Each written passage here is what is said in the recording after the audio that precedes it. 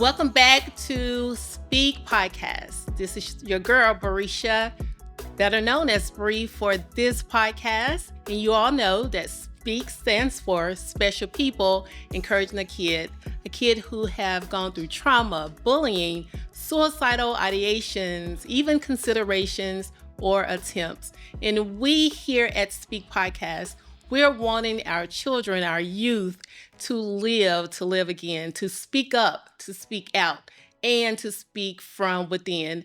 Also, remember, if you are contemplating, thinking, or even considering suicide, that you can text 988 to the Suicide National Hotline, and there is someone there available to help you. So today, I am so honored. I am so honored to have a very special guest who is a licensed professional counselor. I told you before that we're going to start bringing in licensed clinicians to give us a little bit more expertise, more clinical data for you, for us to be able to grow. And so today, family, we want to welcome Miss Coletta McPherson, who is the CEO or Executive Director Yes. of Care for Change here in Oklahoma. Welcome to the podcast. Thank you so much for the invitation. This is what I love to do, and I feel honored to be a part of this. I think that we are, as a nation, looking at what our adolescents are having to go through, what children are experiencing. And I think trauma is major when it comes to where we are today and what children are experiencing, and how, as therapists, is the best way to assist them in maneuvering through everything that's going on in this world. Absolutely. And today's episode is about trauma. And so, children, youth, even parents, we're going to talk a little bit about trauma. Ms. McPherson is here to be able to give us some highlights and what we can do when we are experiencing trauma. And so let's just dive on into it and talk Okay. about what trauma looks like, especially for children, for youth, and how trauma can arise. I know in different situations it's different. Trauma will look different for Yes. everyone. Yes. But how can, when you're in trauma or going through trauma or even coming out of trauma, how can you overcome it? Or how can you, I don't know, because you can't put it aside because No. it's a part of your Right. story. It's a part of who you are. But let's Right. talk a Well, little bit about well, trauma. let me take it from this standpoint. I work with young adults. I work with adolescents. I work with older adults. I guess I've done all generations, the Gen Zs to the baby boomers. And one thing that with trauma is that a lot of times it goes unnoticed in children. And so a lot of adults that come to me seeking help, they have not dealt with their childhood trauma. And so one of the things that I do as a therapist is that usually one of my initial visits is to kind of ask them to take me back to their childhood and begin there. And the response is always the same from young adults. I had a great childhood, is what they'll say. And I'll say, well, just share with me a little bit. And then generally what I will hear is some very traumatic experiences that happened in their life that is now impacting them as adults that had not been addressed because it goes unrecognized. Sometimes it goes unrecognized by our parents. Simply having the death of a loved one and your child attending that service, we don't even realize sometimes the impact that remains with that child for years to come. I remember when my father died, one of my nieces was very young, but old enough to, know him and remember him. Right. And I remember her saying after the funeral that they put grandpa in a table, inside a table, which of course was the coffin. But for her, that was her picture of what she saw. And I can remember thinking to myself at the time, inside a table. But for her, nobody helped her to process that.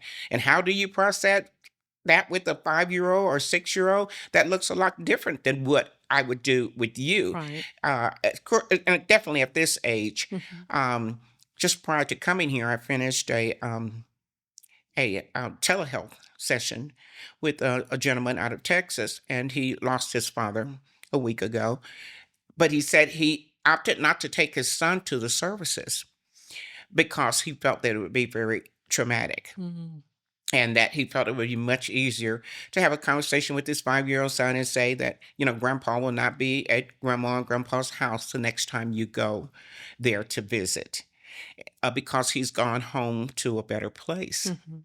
Mhm. And I thought that was interesting that would be his approach. Sometimes we assume that kids don't understand what's going on, especially Mhm. when there's a traumatic situation. But it's been proven time and time again. And when I look at the stats, at least 76% of us experience some type of childhood traumatic experience. And that's anyone.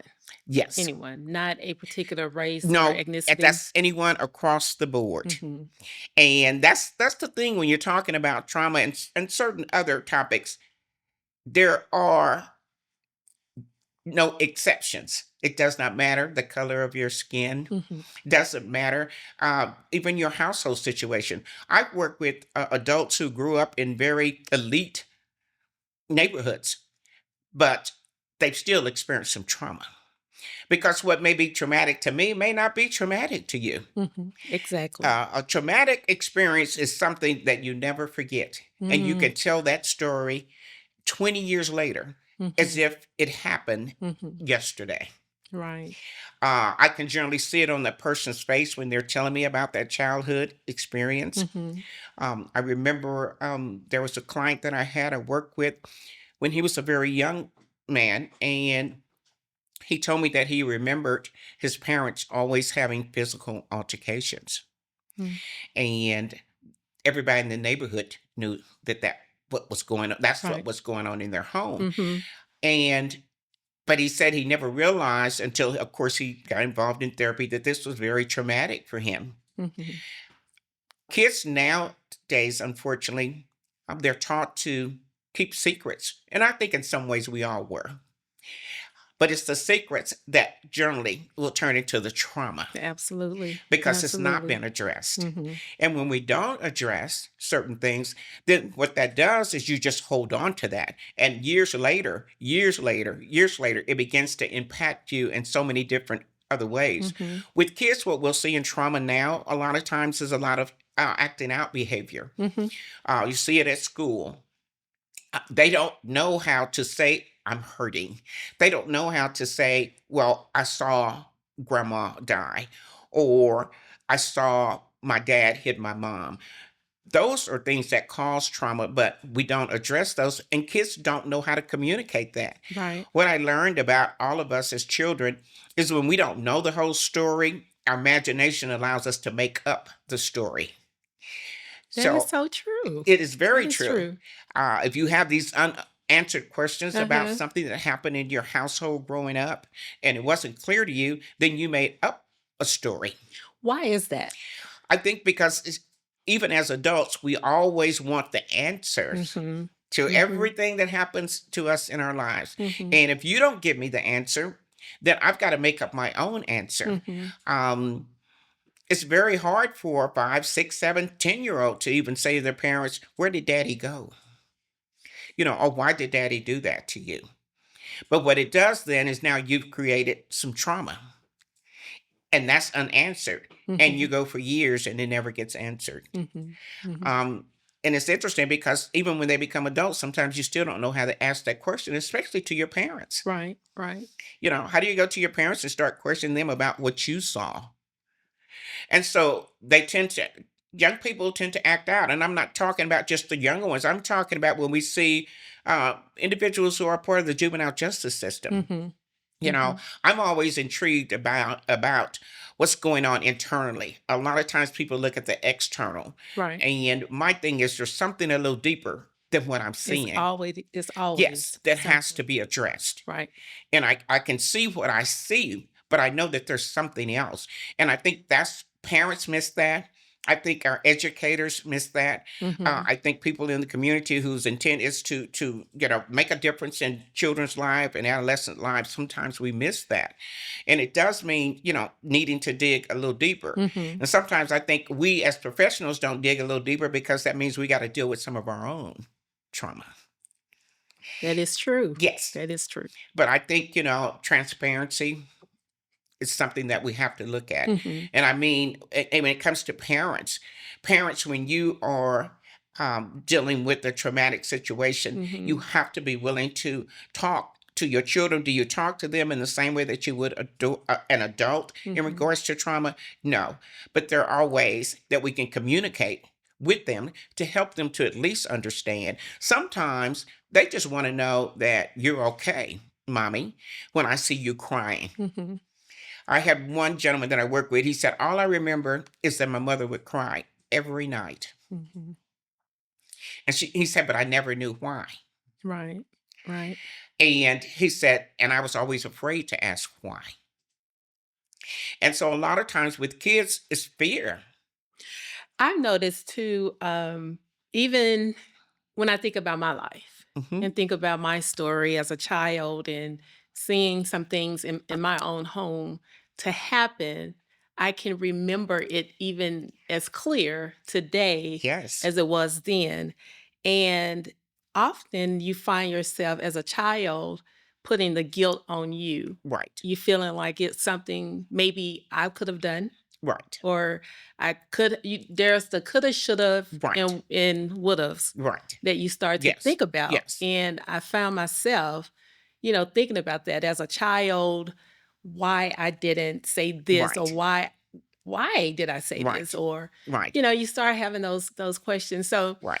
let me ask this. When it comes to trauma can look different Yes. for everyone, Definitely. even though abuse is abuse Yes. and abuse may have happened to so many people, but the experience, what you as the person, the victim of abuse, what you've experienced and how you received it is Hmm. different from It's definitely different. the other And person.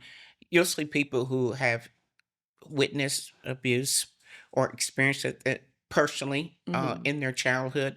And it looks different because I may react different to my childhood trauma than you. Mhm. I may choose to harm other people because someone harmed me physically.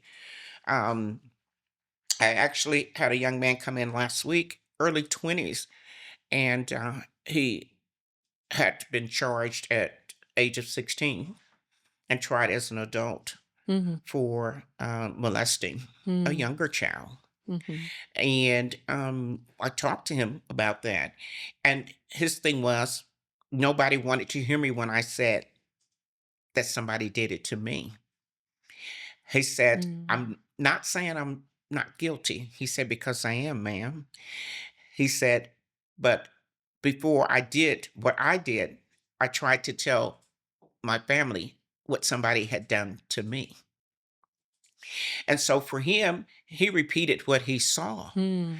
Um, a lot of us repeat what we saw. That learned behavior. Learned behavior. It's not uncommon. Um, I'm a child of an alcoholic. It's not uncommon for me to grow up and become addicted to drugs or alcohol Mhm. because that's what I saw. So much of who we are as adults goes back to what we saw Mhm. as children and the impact that that had on us. And it's so interesting because when I'm working with individuals, I say to them, it's so easy for us to remember the trauma in our childhood. Mhm. And I generally will take them to, can you share some happy things that Mm. happened? Right. Can you tell me about some positive things that happened? Because the trauma will always outweigh the positive. Why is that? Because I think that in general, we as people, trauma, because you don't forget that. Sometimes you can forget those great things that happen. And Mhm. I think that because the impact that it has on us.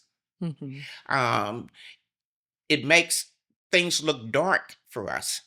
And sometimes it's very hard to come out of that feeling of darkness. And you begin to think that first and foremost, people go into protection mode. Children will do that. And it's sad when you think about it, but at a very young age, it's gonna be fear or fight. And they choose to fight. Or flight. Yes. And so a lot of times they never really gained that trust with anyone. Mm. I have a man that I work with now in his 40s, and his mother pretty much abandoned him. He said she would leave and come back and leave and come back in his life. And he never understood that. And so as an adult, he's chosen not to have a relationship with her at all based on what happened in his childhood. And he said to me just last week when we were meeting, he said, "How can I love anyone if my mother never Mm. loved me?" For him, that meant that she absolutely did not love him. And that was his only story. That was, as I said a few minutes ago, Right. he didn't know what the story was. So for him, it was He like, she made it could up. not have loved Mhm. me if she Mhm. would not have left me. Right. Hmm. And so the impact that that has on him has weighed in every relationship that he's had, even his marriage, Hmm. even with his children. And so he decided that he would create this perfect world where he would have the wife, the children, the house, the picket fence, Making up this making up story. his own story because he Mhm. never experienced a story as a child. But he knew he wanted something different. But is that when you think about it, you're wanting the best Yes, out of your life, and so you're again, I always talk about like being a woman of faith, how right. you think you speak on what you want to see happen. Happen. So is that wrong for him? I don't think that's wrong at all. Okay. But if you've never experienced it, how do you really know what it looks like? Or do you just make your own story? Being a woman of faith myself, I'm a strong believer in, and of course, I would say this has just come over years of me, and my spirituality and me growing, Mhm. is that I may have a plan, but I have to, at the end of the day, it has to be God's plan. Absolutely. Absolutely. And it may not look like my plan. Mhm. I've dealt with people who marry looking to marry somebody totally opposite of what their mother was. And then they end up marrying their mother because you really didn't know her. Mm. Mhm. And so everything that the qualities you're looking for over here, you're looking for qualities that you say your mother didn't possess. But at the same time, you chose to marry this person for what reason? Was it to be able to say, now I can build this family that I never had? Right. Because everybody wants what they consider to be the perfect family. Well, of course, there are no perfect families. When we experience trauma, if you don't process it, then it weighs on you. And you carry that into your adulthood, into every relationship that you have. And it's almost like that becomes the foundation for everything that you do. And so for our children, our youth, Mhm. our kids, what would the process look like? I think, first of all, um, parents have got to be willing to communicate Mm. with their kids on their level, not on your level. Mhm. I grew up in a household where there were certain conversations it was understood as children we could not hear or be a part of. Mhm. And I think that's fine, but I think at some point the parent has to be willing to sit down with their children and explain to them what just did transpire. Why did daddy do that? Mhm. Not making excuses for daddy, but being as honest as you possibly can. I was just I thinking think that. honesty is so important. Mhm. And that's where secrets start. I tell people all the time, secrets start with your childhood. Mhm. Mhm. And if that's not addressed, you just get better at keeping secrets. You become an adult that keeps secrets. You find yourself in a marriage and you're keeping secrets from your spouse. I always say secrets become exposed. So Definitely. secrets really are not secrets. Yes, You can hold it for so long, it but can. it It definitely can. become And exposed. so I know it's hard for parents, but Mhm. I think that's one of the things that when I say we in this social service business, we have to be able to help parents process Mhm. in order for them to process it with their children. You know, And that's good that you say that because you see parents wanting to find the resources, find a right, therapist for their child. right, And in the dynamic, the whole family right. needs to, Of course, be whole. yes, Not just the child receiving a therapy, which is great. right, But if the child is only receiving therapy and the parent or the right, siblings are not, the right, child can become better, but going back into that same right. environment. Well, here's my philosophy on that. And I'm glad you brought that up. I would never ever treat a child without the family being involved. That's my philosophy. Mhm. And I have parents call me all the time and say, my son needs help. Well, how old is your son? He's 16. I can't see your son without working with the entire family. Mhm. And that's my approach. In fact, that's my approach even with adults. At some point or another, I'd like to have family sessions. I think Absolutely. that's so important. I Mhm. said to someone just recently, my mother battled cancer for a 7-year period of time. That didn't just affect her. That affected all of us. Mhm. And that meant we all had to sit down and we all had to process what Mhm. had happened and what was going to happen, knowing that this was terminal, Mhm. you know, and how that impacted us. Did it change the fact that I felt overwhelmed by everything that was going on? Was I dealing with, yeah, I was about to suffer a loss. The reality of it is when we were able to process our feelings, then that gave us strength to be able to move forward. And that's what happens when a child needs the support of his or her family. Right. Right. And if I know that you're there backing me, then that makes it a little bit easier to get through, Mhm. someone to process it with. In the case of death, to process that grief with, it doesn't go away, but I'm not having to hold that in. Mhm. And children will do that. Mhm. They'll Absolutely. hold a lot of what they're feeling in. And because it's like you're not supposed to feel anything, you're not supposed to have an opinion. How could I be trying to figure out why grandpa is no longer here? So let me ask this: when it comes to processing, Hmm. helping the child, the family Hmm. process this trauma, now the child, the youth, the Hmm. student is in school, and so how can you, what happens? You as a therapist help the child in school. I don't know the question I'm trying to ask, but what I'm trying to get to is getting the child an IEP, like an individual Right. educational plan, so that their treatment in a sense, or Hmm. their therapy, or helping them to be better, not just in home but in school. Hmm. How can you as a therapist help to bring or encourage an IEP so that while at school they can have some support Hmm. in the school? Hmm. Is that possible? I don't know if that's possible through IEPs. I don't know that much about them. I actually have an individual that worked with me at Care for Change who is actually a special ed teacher. So, of course, over the years we've talked, and she's expressed different concerns.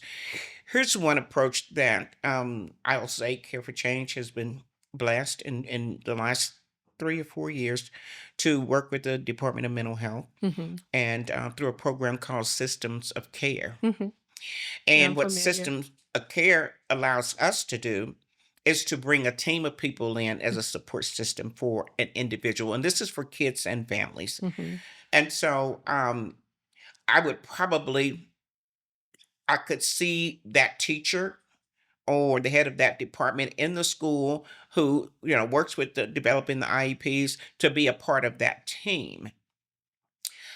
Meaning that then that individual is aware of what their needs are in school. And I understand that it's confidential. Yes, Therapy is confidential. And in order to have an IEP, there has to be some other issues going on in the definitely. schools, doctors involved, Definitely. Yes. other things to Hmm. have to have Right. occurred Right. in order for the IEP to even become existing Right. for the child. But I'm just thinking, like, from the home stance, which all of this is confidential, Hmm. how can this child get support in the schools as Hmm. well?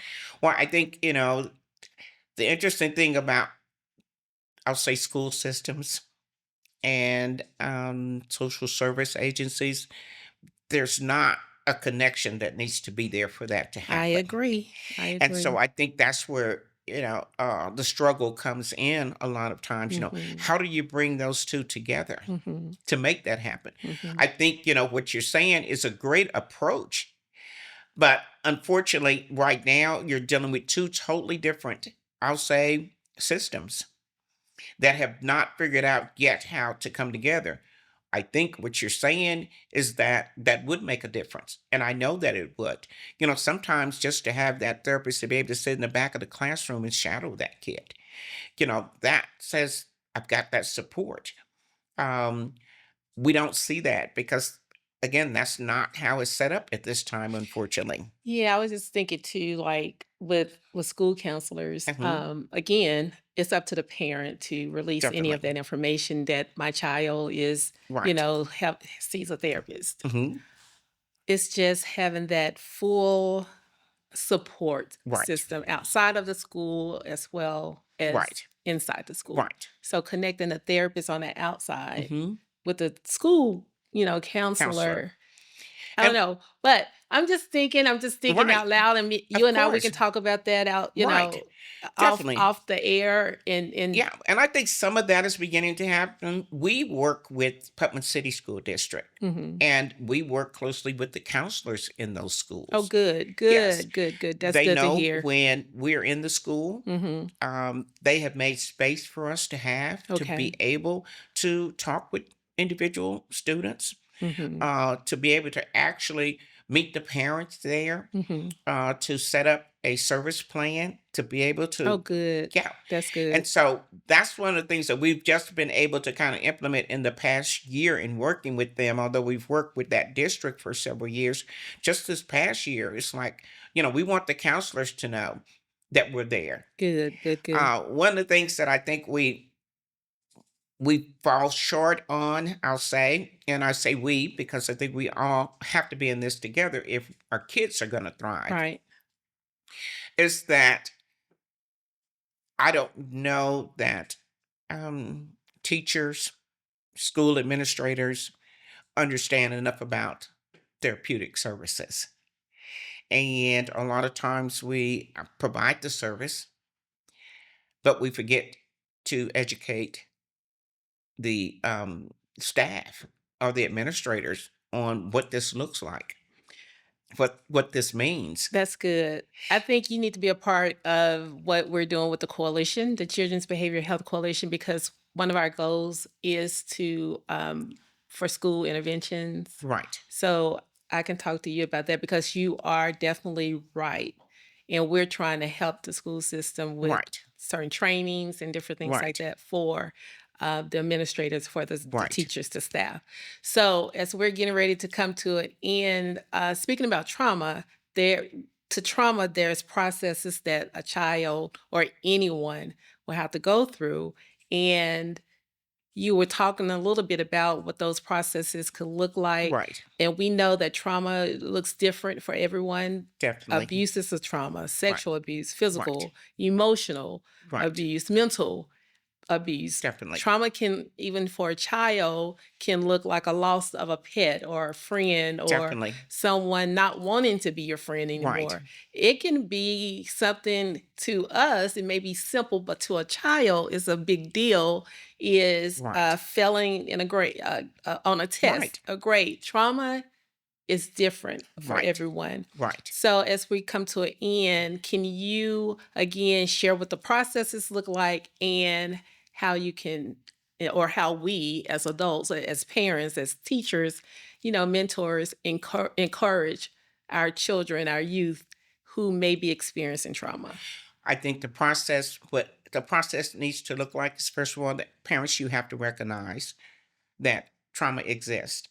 If you're not sure whether or not your child is experiencing or has experienced a traumatic experience, I think that is a time to reach out to a therapist just for some information. We get calls all the time, and we call it outreach, where I'm able to sit and talk with you for an hour. I'm not saying at this time, that you seek therapy. Maybe you need one session. Maybe you just need to process it in order to be able to process it with your child. Because a lot of times, in case of death or whatever it is, we haven't processed it. And so it is hard to process it with your kids. Mm-hmm. And so I think the process needs to look like utilizing 988. Mm-hmm. Parents, yes, 988 is there for emergencies, but an emergency is your child going through a traumatic experience. Mm-hmm. Pick up the phone, give them a call, and say, this is what just happened, or I think my child may be experiencing. I think the important thing is that we learn to reach out. And sometimes we don't know exactly where to go to. Mm-hmm. One of the things that we do in Public City is that we put our flyers everywhere in the school. We have all type of information available to parents. We do different programs. We do different things in the community to say, we're here. We have to, if we're going to work in this field, then we have to be able to expose ourselves to say to families, you can get help. Help is there. So the process looks like you reaching out, but us making availability for you to be able to get what you need. Right. And I don't know that we've done as much of that as we could or should be doing for parents. Parents, it's nothing to be ashamed of. If you're not sure whether it was a traumatic experience, if you're not sure what trauma means, we just discussed that. It could be something as simple as your child being in a car accident and seeing lots of blood. That may be something that they never forget, but they have to be able to process that. We have to be able to process it. And it's very difficult for parents to sometimes even to have those conversations. That's where a therapist comes in. In how to encourage our children. Yes. We have to be able to have conversations with our children. Yes. Allow them to ask questions. They may not sound like, very good questions to you. Really let them tell the story. Let them tell the story. Let the child tell their story the way that they want to tell their story. Because they will tell their story. I love it. I love it. Thank you so much. This has been a great episode, or even just a discussion about trauma and just highlighting some things that we all can use, because trauma is real. Trauma exists with all of us, and we do have a story to tell. So thank you. Thank you. Keep watching. This is Speak, Special People Encouraging the Kid to live again. Kids who have experienced trauma. This is what this episode is about. So parents, we hope that this can be a discussion at the table with your children, with your child, even teachers in the school. So just join us again. We're coming back with a discussion about bullying. So just stay tuned with us, Special People Encouraging a Kid. Until next time.